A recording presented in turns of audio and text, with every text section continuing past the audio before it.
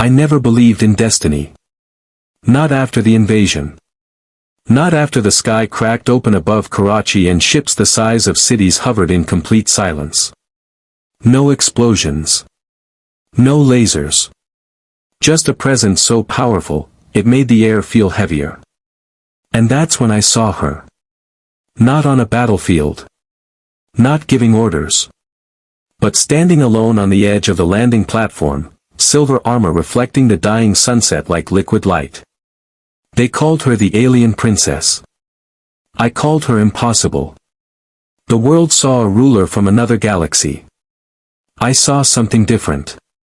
The first time she looked at me, it wasn't curiosity. It wasn't superiority. It was recognition.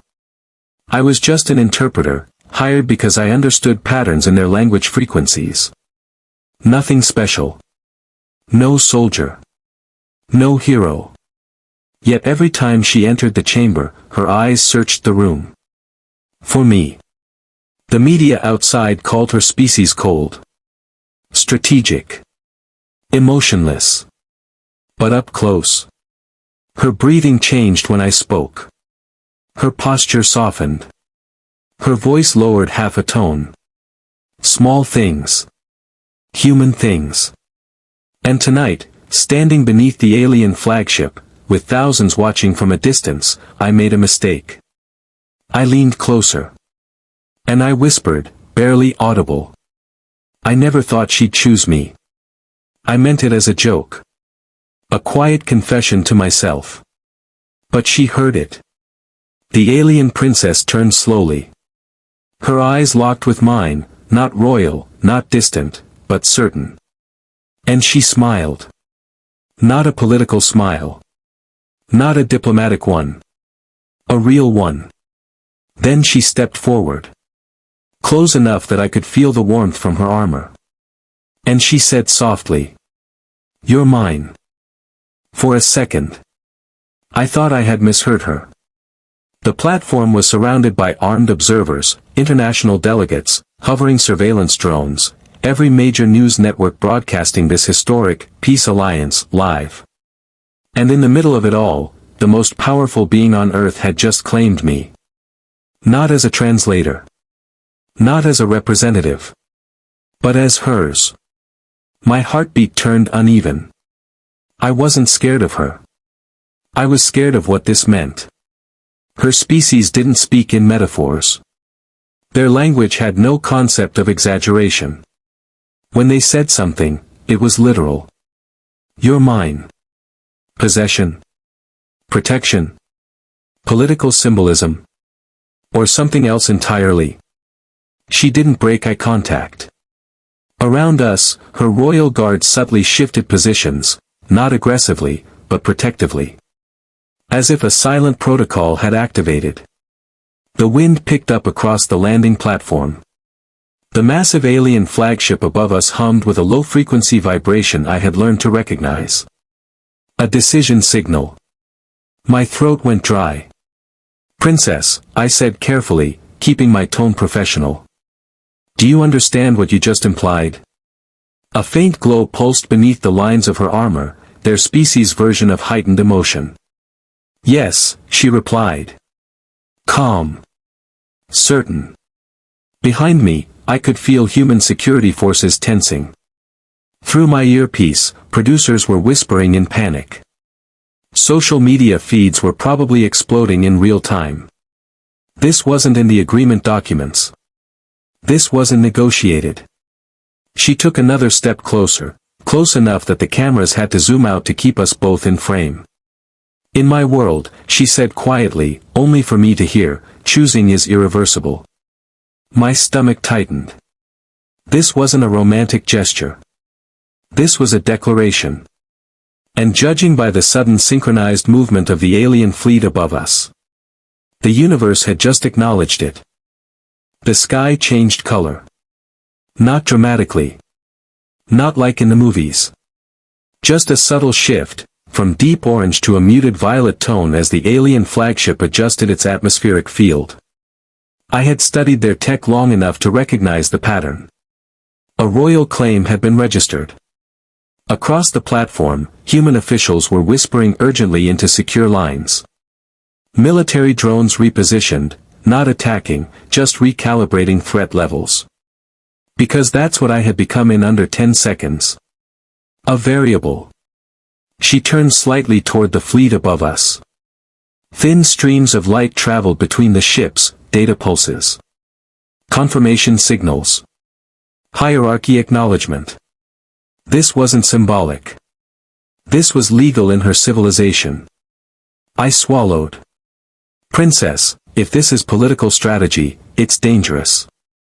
Her eyes narrowed slightly, not offended. Evaluating.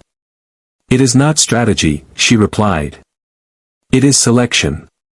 Her species did not believe in temporary bonds. No dating. No trial phases. Their royal lineage operated on something closer to genetic alignment and neural compatibility. I had translated enough classified files to understand that much. And somehow, I had passed whatever invisible criteria existed. Around us, the tension shifted. Not hostile. Just recalculated. Because if I was chosen by her, that placed me under royal protection. Untouchable. Human authorities couldn't detain me without risking diplomatic collapse.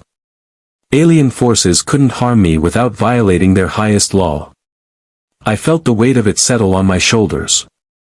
I'm just a linguistics analyst, I said quietly. I'm not built for this.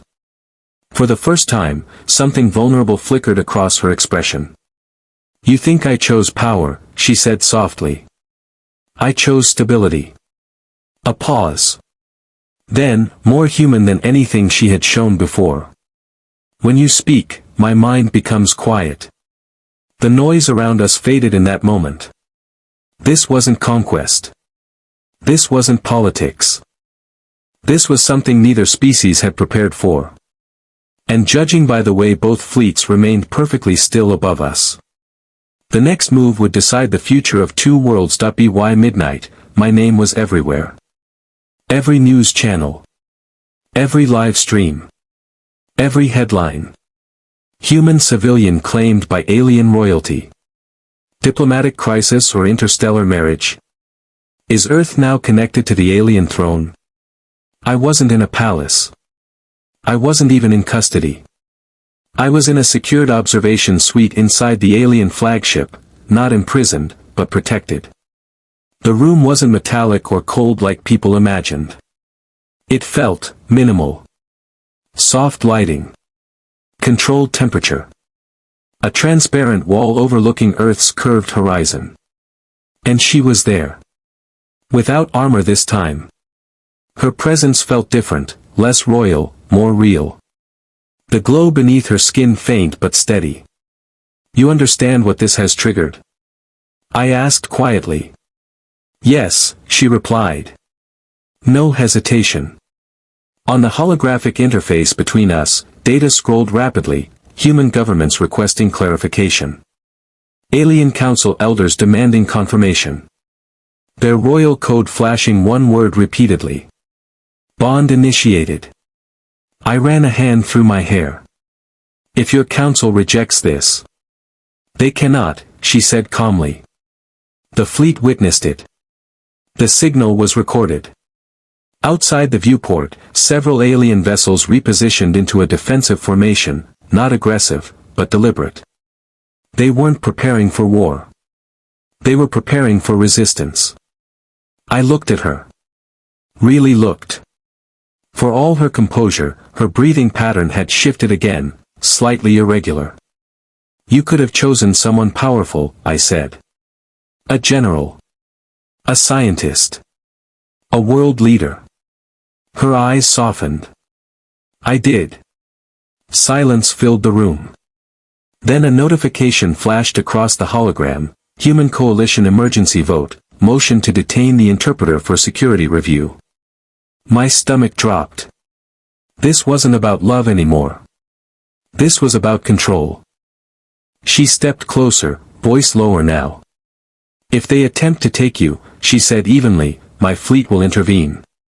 And in her tone, there was no threat. Only certainty. The question was no longer whether she had chosen me. The question was I ready to choose her back? The emergency vote concluded in less than 12 minutes. 12 minutes to decide whether I was a citizen, or a liability. From the viewport, I could see faint flashes of movement in Earth's orbit, human defense satellites adjusting alignment. Not attacking. Just reminding everyone they were there. Inside the flagship, the alien fleet remained perfectly still. Waiting. A soft chime echoed through the chamber. The hologram shifted. Motion to detain, suspended. Pending diplomatic review. I exhaled slowly. Not safe. Just delayed. She studied my face carefully, as if measuring something deeper than fear. You may still step away, she said. No pressure. No command. My claim does not erase your will. That surprised me. For your species, I asked quietly, what happens if I refuse? Her gaze held mine. I withdraw. Publicly. My authority weakens. My counsel questions my judgment. A pause. But you remain unharmed. So this was real. Not possession. Not strategy. A choice. I thought about my old apartment. My unfinished research papers. My ordinary life before the sky changed color. I had always believed I was background noise in history. Invisible. Yet somehow, in a room orbiting Earth, between two civilizations calculating risk and power, everything had narrowed to something painfully simple. How I felt when she looked at me. When you speak, my mind becomes quiet. I stepped closer. Close enough that the distance between human and alien didn't feel like galaxies, just inches. I never thought you'd choose me, I admitted again. This time not whispering. Her expression softened. Her expression softened.